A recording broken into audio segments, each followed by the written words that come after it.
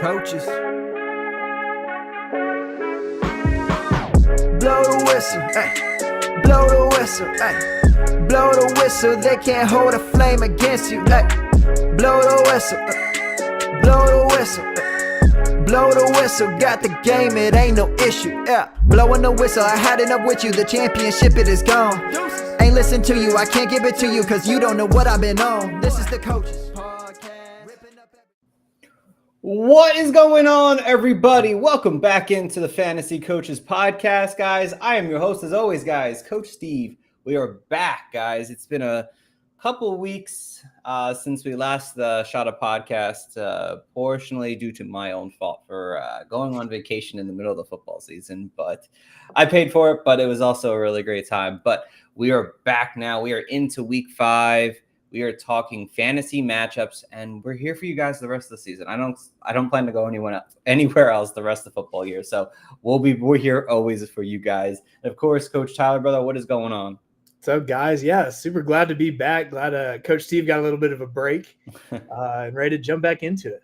Yeah, absolutely, guys. So like I said, so much has happened, so many injuries, so many things has happened since I think the last time we aired in week 2.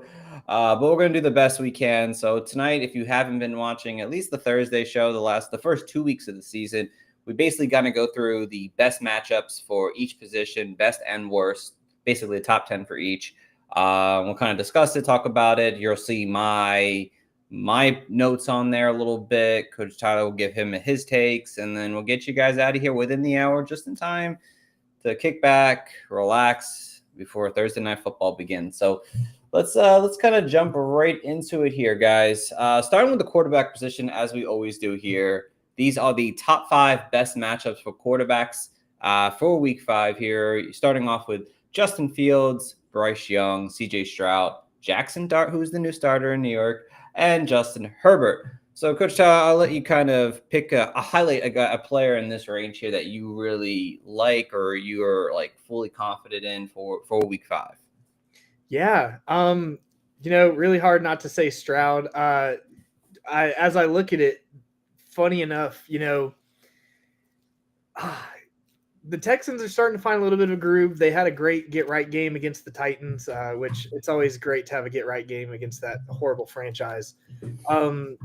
But Houston's about to walk into Baltimore without Lamar Jackson, which works in their favor, right? I was shocked because as I last looked this morning, Houston was a 1.5-point favorite, and that line, according to ESPN, has moved to 2.5 points as of right now. Oh, it's going to move higher. Yeah. So I don't know. I believe in Stroud. I do think, speaking about how terrible the Titans are, Derrick Henry has certainly had the Texans' number. They've had a little bit more luck stopping him over his last couple of years in Tennessee, and then just a little bit over the past couple seasons in Baltimore. But I think the Texans are going to be in this game, a game that, if you asked me 2 weeks ago, I probably wouldn't have said that they were going to have any chance in. But I don't think that Lamar being out automatically makes the Texans, a 40-10 winner of this game. I think the offense is still going to have to click. I think CJ Stroud's still going to have to throw the ball. And I think that works very much in his favor. This Ravens defense is banged up. That secondary is banged up. Their leading tackler, Roquan Smith, is out this week. There's a lot that looks to work in the Texans' favor, and it doesn't mean that it's ultimately going to be a win. I would love to walk out of Baltimore with a win. But at the same time, I think Stroud is still going to have to go out there and win the game for the Texans. And with that helps me put trust in him going against a banged-up defense and a very banged-up offense when you look at losing, an MVP caliber player in Lamar Jackson for this week. Yeah, no, absolutely. And I think people may be hesitant with Stroud because of the inconsistent production to start the season here. But Baltimore is dealing with tons of injuries on the secondary there. Kyle Hamilton and one in particular there that is likely to miss this coming week here. Let's see. We got a question in the chat here. What's going on? Hey, coaches, is it worth keeping Mixon and Travis Hunter on the bench? Interesting question. Absolutely. Obviously, we haven't heard word on Joe Mixon, at least from what I've heard so far, that Joe Mixon doesn't have a timetable to return. And Travis Hunter has been pretty much a disappointment so far, and in the NFL in terms of fantasy, at least. Are they candidates for you? Yeah. Essentially, if you don't have an IR spot, obviously, maybe Yeah. at least. If we're talking redraft, definitely for Joe course. Mixon, I'm falling towards just making him droppable in Dynasty too, because just the eeriness of, I remember talking preseason, I thought that he was going to go out and come into training camp and be great and outdo what he did last year. And he's just been a ghost. And so I don't want a ghost on my fantasy team. And so I think Mixon in redraft is 100% droppable. We've seen Woody Marks start to step out. Nick Chubb hasn't looked terrible, even behind the, abysmal offensive line that the Texans have. So I don't think the Texans are, really prying for Joe Mixon back. Obviously, he adds another level to the offense, but at the same time, if they wanted him out there, they would have told us anything about him. And Travis Hunter, I think he has been a disappointment. I still think he's worth keeping on the bench. Brian Thomas Jr. has just been really inconsistent with, the drops every week. There's a very good chance that he leads the NFL in drops as when everything is said and done this season. But I think they're still working out the kinks with Hunter, right? This is a player that we haven't really seen in this capacity play as much as he has offensively and defensively, right? They're trying to figure out what snap counts need to be on both sides. They're trying to figure out if a game calls for him to be at corner more than it does receiver more than corner. And so I think it's just a waiting game with him. I think Liam Cohen is smart enough and savvy enough to get it figured out for him. But this is exactly what we knew going into the season, right? We didn't have Travis Hunter is going to play 100% of the offensive snaps, the same way we didn't know Travis Hunter was going to play 100% of the defensive snaps. So it's a waiting game. I think he's worth keeping. I think towards the end of the fantasy regular season and the playoffs, hopefully that's when it starts to gel and click, especially coming out of a bye week. But I think he's worth saving on your bench unless you just have someone that is on waivers that absolutely shouldn't be on waivers. Yeah, no. I'm kind of off Joe Mixon. I think at this point you can just really cut him. Let someone else handle that. And again, even when he comes back, he's not going to get the entire workload off the bat. And then if anything, I just don't see him seeing that high percentage touch rate that he had last year. I think it's going to be committee. He's going to get worked in at some point, but he's not worth keeping. He's not going to be a star that ends up being your fantasy winner. Travis Hunter. I'm okay. It just depends on who's out there on waivers. If there's someone valuable out there to go and pick up, I'm okay cutting him personally because I just not seeing this offense really thrive. I mean, even Brian Thomas Jr., who's a first round pick, has not performed that well. It's really just the run game there, and I just don't see that stepping up and being overly productive there in Jacksonville the rest of the season here. I think you can cut him, but it has to be for the right player. But again, another week or so, if he fails again this week, I think then that's when you really have that strong conversation. It's you know what, let someone else have that. Let someone else deal with that because he's just not performing to the level you want. And there's no reason to have a roster clog on your team when it comes to a guy like that who's not playing, he's playing two sides of the ball and all this other crap that's going on with him. So yeah. Is Marvin Harrison a safe start moving forward? I wouldn't say it's safe. I think it's just what you're going to get from him. It's going to be he's kind of like one of those boomer bust wide receivers that you throw in your flex. And if you need a boom week, you go with Marvin Harrison Jr. If you need a safe week, maybe you don't start him depending on who you have on your roster. Yeah, I'm just waiting on it to click, and it's just not. I will say Kyler's getting him the ball a lot more efficiently this year, but at the same time, we're still seeing some things that hopefully should have been worked out in his rookie season that haven't been. So I wouldn't call him a safe start. Very much a flexible player. I would throw him in the flex a lot more than I would trust him as one of my starting, 2 or 3 receivers. But at the same time, you're buying into the idea that, he's not going to get a bunch of these manufactured touches at or around the line of scrimmage, right? He's not running these little drag routes. He's going downfield. He's a vertical threat. And so you're hoping he's connecting on these, 40-yard passes, these 25-plus yard touchdown passes. So you're taking the risk with it. So I wouldn't call him safe, but he's definitely got the ability to outshine every previous week. It just depends on if Kyler can get him the ball correctly. Exactly. Yeah. For me, still going to be considered a boom or bust play. I don't think he's a must start every week player.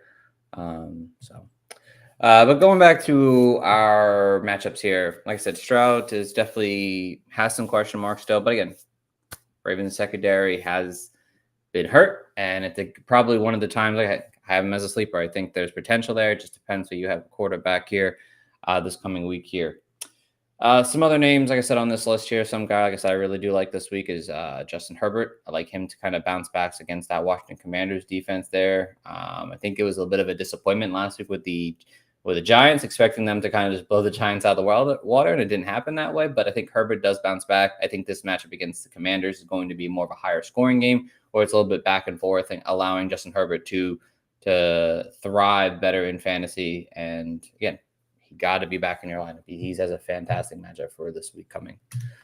All right. The rest of the top tier quarterbacks that have positive matchups, you're looking at guys like Sam Darnold, Jared Goff, Dak Prescott, Drake May, and unfortunately Spencer Rattler.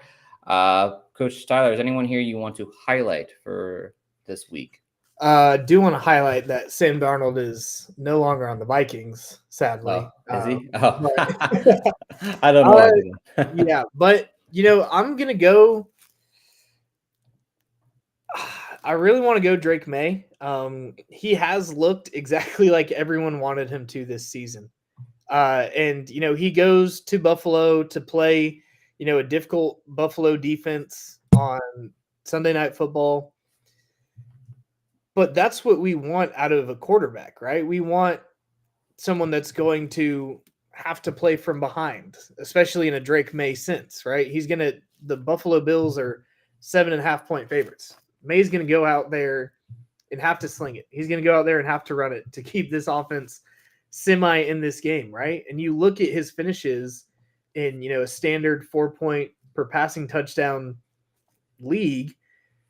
He's played some very easy defenses, but QB 17 week 1, and then we see QB 3, QB 7, QB 8. He's exactly what we wanted him to be, and I think that this Buffalo game is going to give us what we need because the game is going to be more on his back, right? Against Carolina, the game's not his back, and he still gets a rushing touchdown, ends up as QB 8, right? Against Miami, sadly for Coach Steve, doesn't need to put out too much, gets the rushing touchdown, quarterback 3 on the week with 2 passing touchdowns, right? 2 passing touchdowns in each of the last 3 weeks. He's going to have to win the game for him, and he's looked good enough this season to, go out there. I'm not going to say that the Patriots are going to win this game, but he could very much win you your fantasy week if he's able to put it together. Yeah. Again, he is definitely someone who I think people have slept on a lot, but he has improved in the last few weeks there. I have a little bit more faith in a guy like Sam Darnold personally. I think he has the weapons that he needs to thrive. And if you guys don't know, because maybe some of you, like myself at times, don't realize that injuries happen on the defensive side of the ball as well. And sometimes those injuries can be impactful. And then last week, the Bucs lost multiple players on defense, especially in that secondary as well. And I think Sam Darnold is just a solid play that this week here. If you're looking for a quarterback, maybe you were dealing with, like Jordan Love, or I'm trying to think of anyone else who was on bye that was actually really good. I don't know why I can't think of anyone, but Jordan Love. Sam Darnold is a great, streaming replacement option for you this coming week here.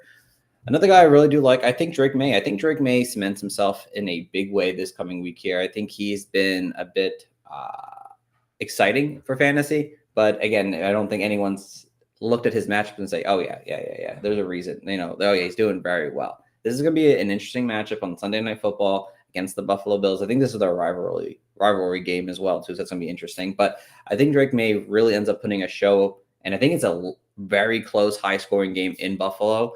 And I think it's because of what Drake May is able to do with his legs. And again, there's a reason he's on this list. The Bills aren't the most elite defense as they were in years past. And I think Drake May ends up, again, having another great showing for us in fantasy this week here. Again, these are the top 10 best matchups for quarterbacks in week 5. Switching over to the defensive side, not defensive side, put the worst matchups for week 5 here. Your top guys, you have Jalen Hurts, Cooper Rush, Dylan Gabriel, Tua Tagovailoa, and Baker Mayfield. So Coach Tyler, really like the first and last guy on this list, because everyone else in the middle is likely not starting. Rush, Gabriel, or Tua more than likely. But who concerns you more this week, Baker or Jalen Hurts? I got to go Jalen Hurts. Just the passing has been so inconsistent, and you don't draft Jalen Hurts for the passing game. And the thing is, the rushing has been there. Against Dallas, obviously the rushing was there, 62 and 2 rushing touchdowns. Against KC, it was his, lowest finish on the season, and it was 15 and a touchdown. Against the Rams, 40 and a touchdown. Against Tampa Bay last week, 62, but no touchdown, right? You're getting everything you wanted from Jalen Hurts as a rusher. But as a passer, not fully on himself, but also on how just easily the Eagles are, playing in these games, or how little they're needing to actually throw it. We've got 152 passing yards and no touchdowns. We've got 101 passing yards and no touchdowns. We saw the big influx game against the Rams where they had to throw the ball 226 and 3.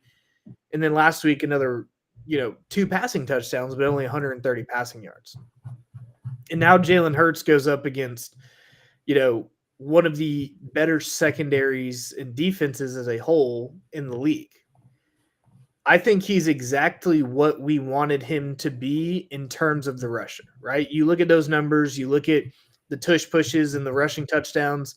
He's where we would have projected him to be, maybe a couple more yards against Kansas City, but he's where we would have projected him to be 4 weeks into the season, rushing-wise. But I don't think we really thought that the norm was going to be around 150 yards and maybe a passing touchdown or 2. So I'm really worried more about Jalen Hurts than I would be Baker Mayfield.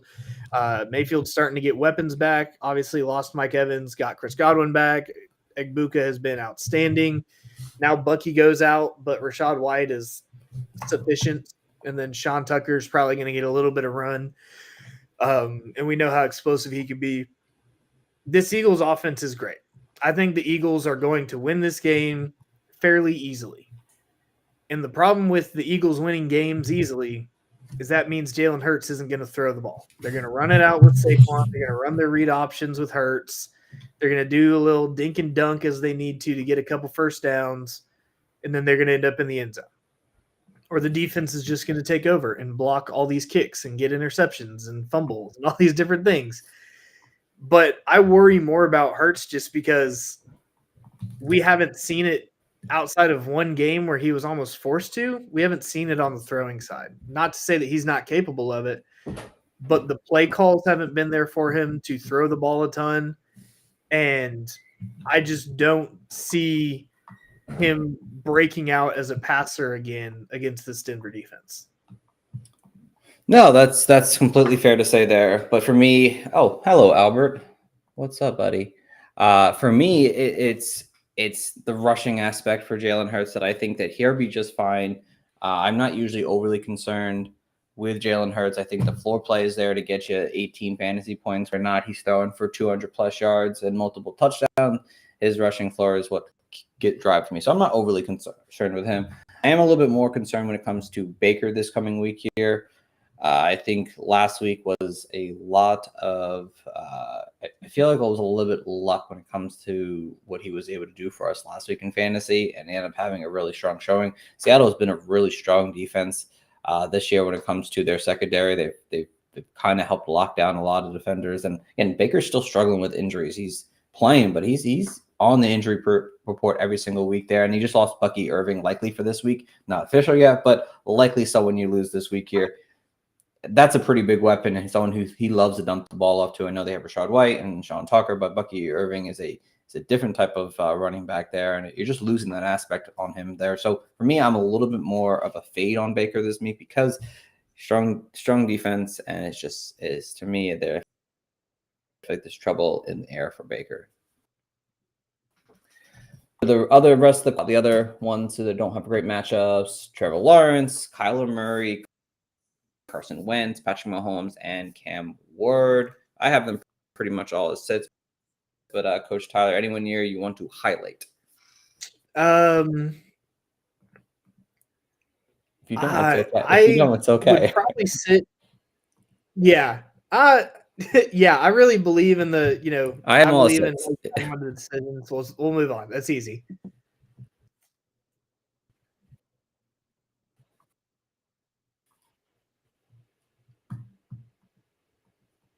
We good? I feel like you're. Maybe it's me. You're freezing on me. No, it's me. I think I'm like my computer's freezing a little bit. There we go. Sorry about that. Yeah, computer's having technical difficulties. I need a new computer really bad. I was got a question. Would you start Daniel Jones over Baker this week? Daniel Jones plays the Raiders. Colts, yes. Yes. Against the Raiders, yes. I'm okay with that. Yeah, I would start Daniel Jones over Baker this week personally. I don't hate that. Yeah, I'm good with that. All right. I'm good with that. God, my computer's so slow. Oh my God. All right, here we go. Are we good? Am I talking? I think I'm talking. We're good. I keep freezing up here. All right. Yeah. So sorry about that. So again, a lot of these players on this list here, if you're watching live and on a YouTube channel at the Fantasy Coaches, they're sits for me. Even Patrick Mahomes, I think there could be some question marks with his play this week here. I know he put up a big week for us last week in fantasy, but I am a little concerned with the matchup there. Jacksonville has been pretty solid on defense. It's one of their better aspects that I trust because I know there's some of the defensive players, and I feel like they have a really strong young defense that I think Mahomes will slightly struggle against. I think that will be a much lower scoring. What the Chiefs were able to put up last week against the Ravens, and people like CJ Stroud, because that's how good Mahomes looked, vintage Mahomes against that Ravens defense. So, all right, let's get over to the next slide. If my computer will help me out today.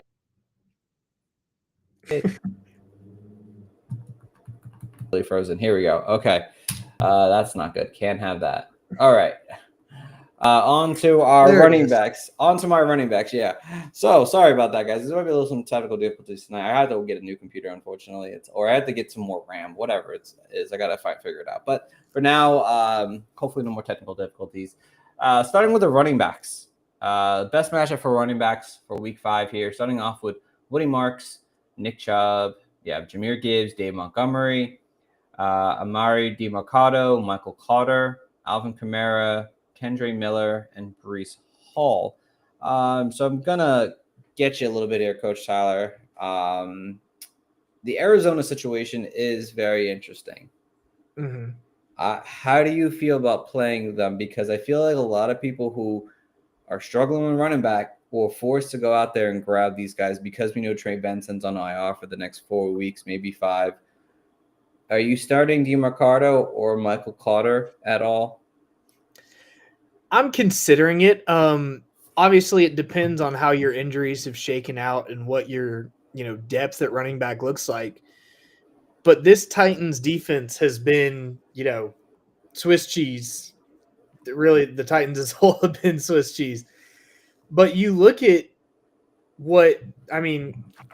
recency bias, you look at what the Texans did to him last week. These guys that we have as the number 1 best matchup this week, you had Woody Marks put up 69 and a touchdown, averaged 4.1 a carry. Nick Chubb, 47 yards, averaged 3.6 a carry. Like, if I'm getting 100-plus rush yards out of DiMercado and Carter combined, I'm honestly not going to be surprised. I think the Cardinals are going to be able to scheme up this offense to be successful with them. I think Kyler is going to be used more in the run game just because they need him. And everything I've seen is that Carter is going to be the guy that we want for fantasy purposes. He might not be the guy getting the first snap, but he's the receiving option. And I think he can be a little bit more the explosive player. But it wouldn't surprise me if they combined for, I don't know if I'll go 100. If they combined for 85 plus yards on the ground this week, right? And that doesn't count the receiving, right? You look at Woody Marks last week, 4 receptions for 50 yards. Nick Chubb got 2 for 15 out there. Like, it's doable for these guys to go out this week and, be sufficient flexes for you, be a sufficient replacement if you lost a guy like Benson, right? Especially if you lost a guy like Benson, because it's the same offense. We're just trying to, plug and play guys right now. We got to see really 1 week of Benson on his own. So you're hoping you don't pick the next Cardinal that gets hurt. But I also think the matchup, at least for this week as you're trying to figure it out, lines up extremely well to where either of these guys could be, a viable flex option for you in fantasy. Yeah. I had no idea what you were saying because my computer was frozen the entire time you were talking. But hopefully that does not affect what's going on right here. Hopefully not. I'm a little concerned about that. But yeah, I'm going to go back to the Cardinal situation because I didn't hear anything you said about it. So personally, but the way I see the Cardinal situation is that I think they both can be flexible options this week in the right situation. Again, I would look towards a wide receiver.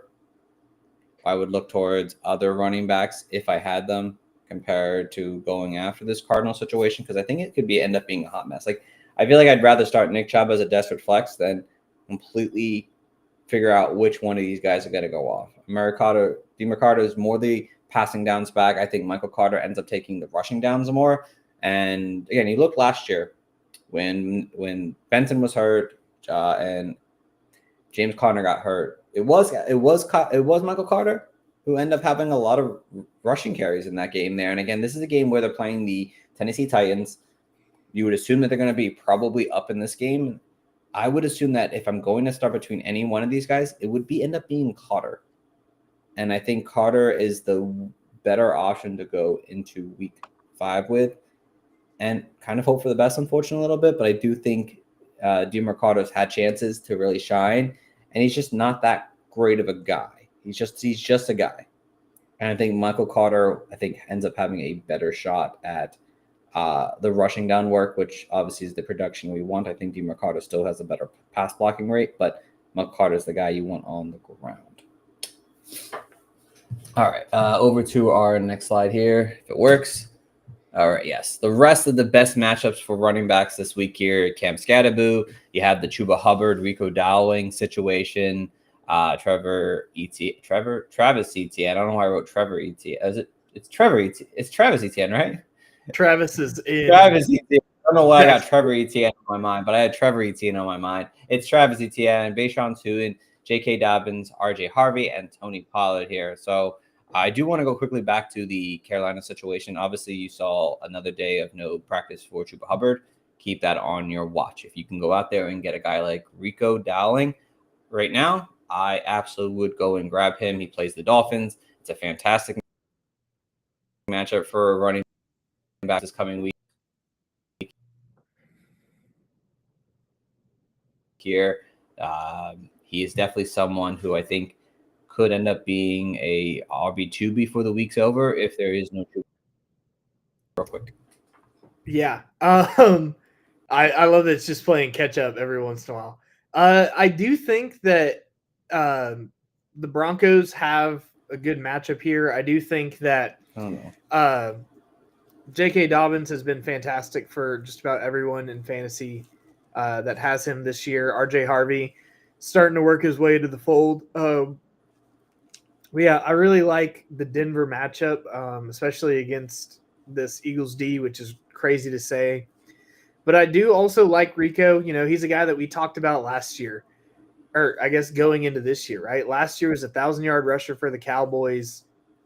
Didn't make a ton of sense why the Cowboys didn't bring him back. I guess Javonte Williams has been doing good enough for them. But, he was a starting back in the league a year ago, and it's not like he just had some downward spiral. He just signed a contract to go to Carolina, which honestly might be the same thing.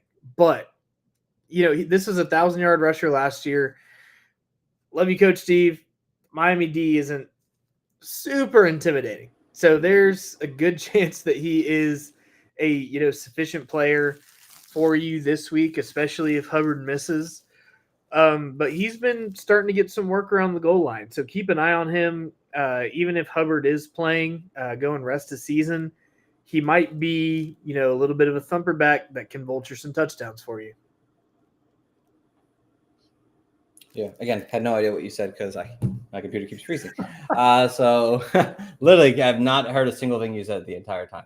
All right, let's get over to the worst matchups for running backs. We might be cutting today short if this isn't working. Starting with the worst matchups for running backs this week here. That Commanders backfield with Cosby Merritt, Chris Rodriguez, and Jeremy McNichols. There's a full-blown committee. Jordan Mason, Jonathan Taylor, Zay Pacheco, Kareem Hunt, and Ashton Genty. So go ahead, Coach Todd. I don't know what you're going to say, but highlight one of these running backs on the worst matchups for this week for us. Yeah, I got to look at Washington. All the hype was around Bill this offseason and going in through the preseason. And, the door magically opened after Eckler got injured. And like you have it on there, right? It's a full-blown committee. Just everyone is taking a chance breaking off a 20-yard run or getting a touchdown. And while that's great for Washington's offense as they try and, survive without Jaden Daniels, it's not great for us in fantasy because you're really playing a guessing game. And so I would have them as a sit even if they were against the best. They had the best matchup this week just because we don't know who's going to be, the one to break the long touchdown run, the one to, get the work by the goal line. We're still playing the guessing game on that because one game it's Chris Rodriguez, one game it's Bill, one game, you're just playing roulette with it. And so I see Washington as just a spot where I wouldn't want to be in the first place. But especially with the matchup that they have this week.